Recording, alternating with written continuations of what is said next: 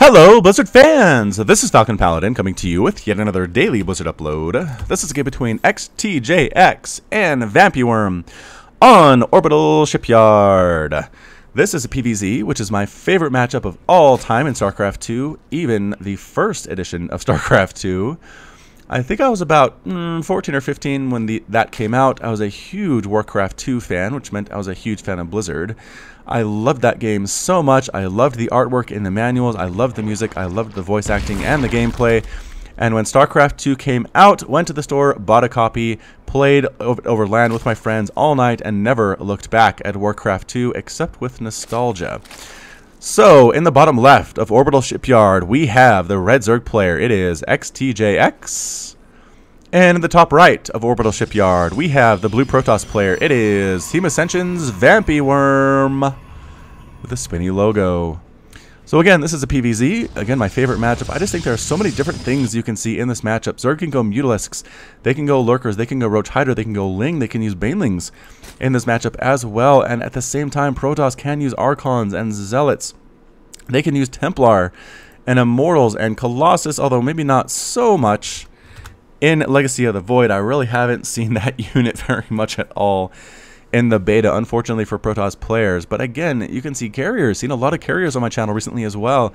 It's just such a volatile matchup, always changing, always trying to find the upper hand. It's not like Terran, where for a long time kind of MMM was the way to go no matter what you were doing. In Protoss versus Zerg, you actually really have to scout and react accordingly to what your opponent's doing, or you can just get wrecked. So fantastic, very excited for this replay. We are going 3-hatch fairly early here for our Zerg player. And so let's get that back. 1 base, 2 base, and 3 base. Meanwhile, VampyWorm is going for, a 2-gate opener. And, there we go. Warping in Zealots. And another Zealot popped out of that one. So a 2-gate opener. Where's the Cybernetics core? There it is. There's the Cyber core being built at the same time. So interesting. I haven't actually seen VampyWorm Zealots for a while yet. But here is the new Chrono Boost. This is on the latest build of Legacy of the Void. You'll notice down here, it is Chrono Boost. It places the target structure in a Chrono Boost, causing it to operate 20% faster. It will just sit here forever and ever. You'll notice it's even being used when there's not actively something being built here. So if VampyWorm stopped making units, this would continue to Chrono Boost, but he can move the Chrono Boost over to another one of these buildings, like these gateways, like the Cybernetics core, where it will stay until it gets moved off again. So it's kind of something to pay attention to for Protoss players. I'm not sure if they like it or not. We'll have to get some comments in the comments section of this video, perhaps from VampyWorm himself, how he feels about it. Because I don't know, I don't think it's particularly difficult to get a hold of, but here come a couple of adepts as well using Psionic Transfer to get on out of there. The Zealots are kind of hanging out. What's the response going to be from our Zerg player? It's going to be a few Lings. We do have Queens available as well. And there's a Roach Warren popping on out. So these Zealots are not in a great position. With the help of their adept friends, they might be able to do a little bit more damage, but I don't know about that. See, there we go. Chrono Boost is sitting on this and will sit here forever and ever and ever. It does not expire. We do not require energy to do this. It is just a permanent boost to anything there. And here we come. The Zealots getting a good position to defend against those Lings. And yep, the Adepts as well. Adepts and Zealots trying to kill this third hatchery. It's going to take a while just because Adepts don't do great against buildings. But look at this. Almost down to about 60% there. A drone pops out at the wrong time. Ends up getting slashed to death by the Zealots, unfortunately for it. And the Zerglings are just bouncing back and forth. I think they're waiting for the Roaches to pop. There's one of the Roaches popping at a terrible space, taking a couple slashes to the face with the side blades. But here come the Zerglings as buffers. The Roach in the back managing to acid saliva down both of those Zealots. The Adepts recognize they're not in a good spot, but we're going to try to take down this Roach anyway. The Roach does retreat, but only to the safety of his 3 friends. One more popping as well, and that's it. Trying to get out of here using Psionic Transfer. VampyWorm is trying to save both of these Adepts, and will he do it? Yes, they both disappear. Get out of there. And the Stalkers that were in production as well retreat back home with their friends. The harassment is over, but the important thing here is the Protoss player did manage to force xTJx to use larva on units and not on workers. When you open 3 base as Zerg, your dream is that you just spend every single larva that you make on workers, max out on workers where you want in like 3.5 minutes, and then start making attacking units. That is exactly the strategy you want to do. When Protoss shows up with stuff at your front door and you have to make Roaches now that aren't going to be useful at all in the attack later on, well, they will, but you'd rather these be drones at this point, then you're very sad at the same time. So this is also the latest patch where the auto-inject from Queens on the hatcheries and lairs and whatnot gives you extra 1 larva, so 3 larvae now. instead of 2 on that inject. It's basically at a point now where it gives you more than it used to, but still not as much as it did when you were doing manual injects in Heart of the Swarm and the early Legacy of the Void beta. So manual injects, if you did them properly, got you so much larva.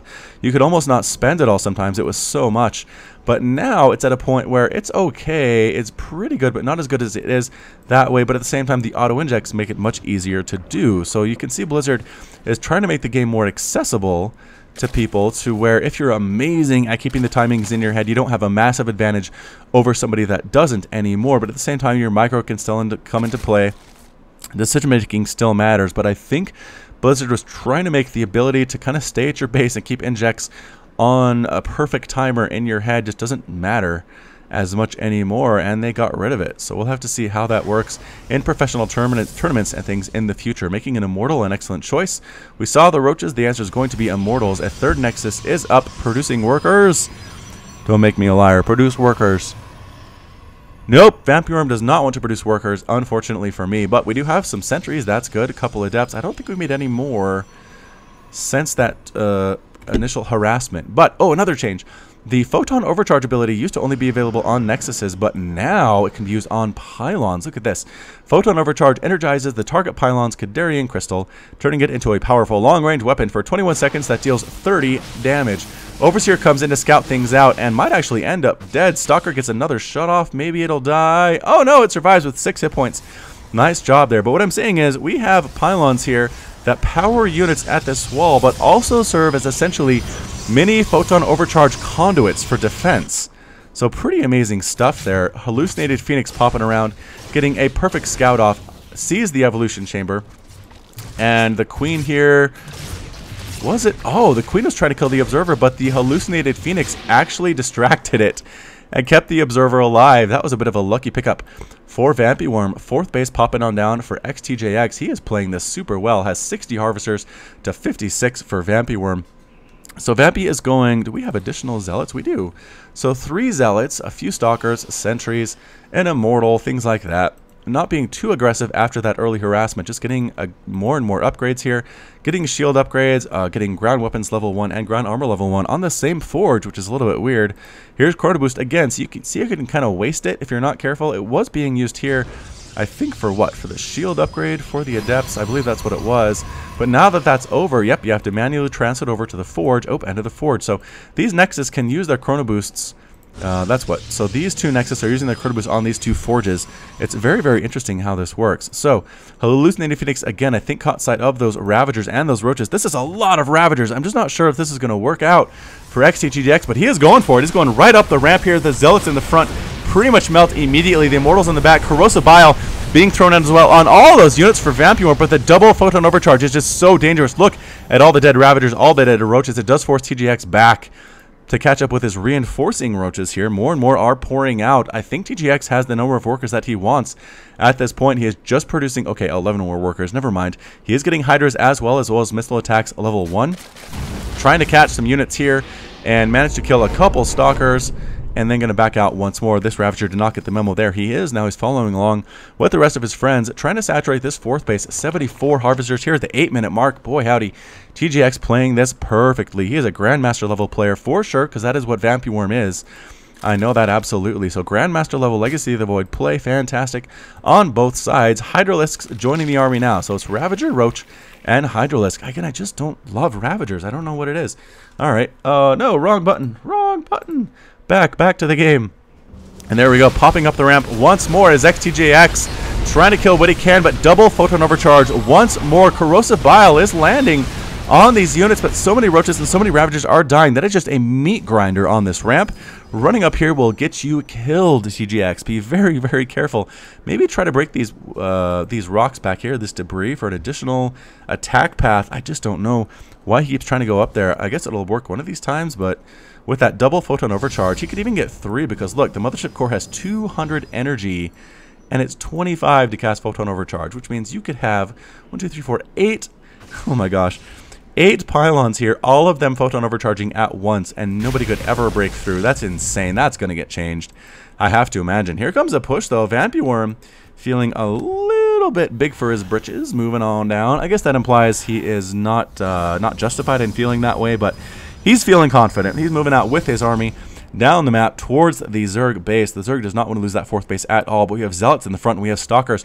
And here we come. This is the big attack. Corrosive Bile, I think, is going to be used for sure. But here we come. Roaches, Hydras in the back, melting down all of those Zealots immediately. Corrosive Bile landing on everything there. Wow! And are we going to pick off a... Yes, actually picking off the Immortal. Oh! And the Mothership Core before the recall can finish. Yikes! The entire army is forced to retreat on foot like a bunch of plebes, unfortunately for them. This Immortal is trying desperately to escape and shoot at the same time, but he really can't shoot while walking. He's just going to look at his enemies behind him and slowly get picked down by these roaches, and bam. He does end up dead. Very sad for him. TJX going to make his push once more. There is no Photon Overcharge now. Trying to get up here, but the Immortals at the back just killing everything that gets in range. Photon Overcharge not available once more. Corrosive Bile was dropped there immediately. Stalkers in the back. They do have the +2 upgrade on that attack. Look at this.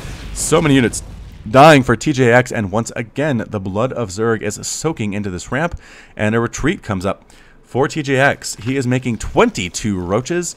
What is this? Another Ravager on the way as well. Missile attack level 2. VampyWorm saying the Immortal Shield is autocast. And is that true, Barrier? Yeah, it looks like it has the autocast animation. Oh, interesting for sure. TJX says, yes, it is default now. We have a Hive coming up for TJX. And there it is, as well as, yep, that +2 attack. We're going to stick to both Roaches and Hydras and Ravagers. TJX saying you have to turn it off now to use it when you want. You have to deactivate the autocast. And VampyWorm says, can Blizzard make it so I don't have to micro too, sarcastically? Here we come. Roaches, Hydras, Corrosive Bile being used. This is not a very big army, but there are Dark Templar in the front here. Yikes, run for your life. And where's the Overseers? Are we making any more? Oh, that's an Overseer over there. How many are on the map, though? Oh, 5. 5? Where are the rest of them? Oh, they're all playing defense. Alright, so this army could use an Overseer, and it's probably going to be this one as it comes over to help out. Did that spot that base over there? It did not spot the base over there. Oh, TGX is going to watch this replay and be like, oh, I could have killed this 4th base from VampyWorm, but instead I did not. I'm going to go for another attack up this ramp. I just don't know if it's a good idea at all. Is there another Mothership Core? Is the question. Units, Mothership Core. No, VampyWorm choosing not to remake that. I don't know if that was a mistake or not, but here we come. Roaches coming up. Oh no, this army is not at the ramp. They're out in the open. Roaches, Hydras, Corrosive Bile dropping on everything, and that's it. VampyWorm calls the GG. He is defeated. He knew his army was toast, and he left the game. So, pretty intense little PVZ there sent in by VampyWorm. Thanks again for doing that. I'll put his Twitch channel in the comments or in the description of this video so you can check him out. He's a very prolific Twitch streamer. But regardless, this has been FalconPaladin with yet another daily Blizzard upload. Hit that like button, hit that subscribe if you like what you saw and what you heard today. You can also catch me on Twitch, Twitter, and Facebook, all at /FalconPaladin. And until next time, as always, thanks for watching, and you take care of yourself.